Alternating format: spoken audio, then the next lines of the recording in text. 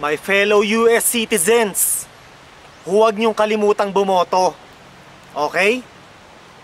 My fellow US citizens, tandaan nyo na mahalaga ang inyong boto.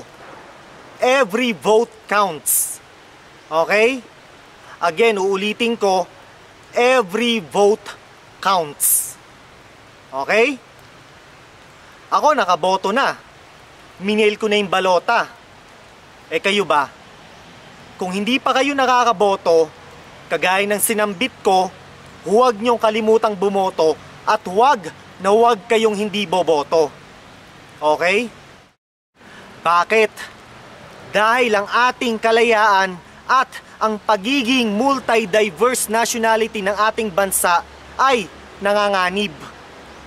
Okay, uulitin ko ang ating kalayaan at ang pagiging multi-diverse nationality ng ating bansa ay at stake, nanganganib.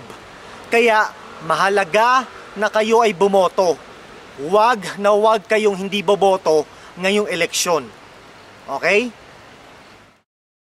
Alam nyo mga katoto, sa bansang to, marami ang mga moronic, idiotic, at unknowledgeable people. Kaya umaasa ako na ngayong darating na eleksyon, mas marami pa rin ang mga taong matuwid at diretso ang pag-iisip kumpara sa mga taong binanggit ko in a negative way.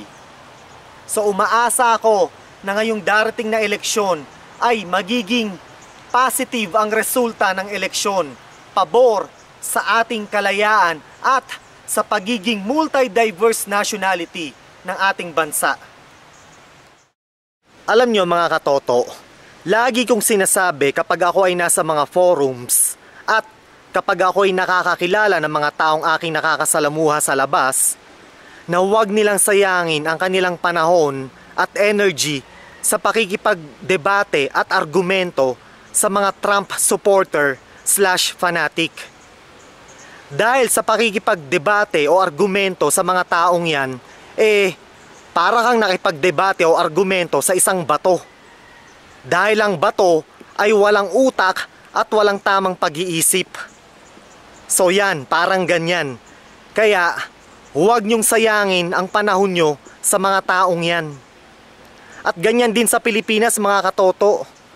Huwag niyong sayangin ang inyong oras at energy sa mga taong Marcos at Duterte supporter / fanatic.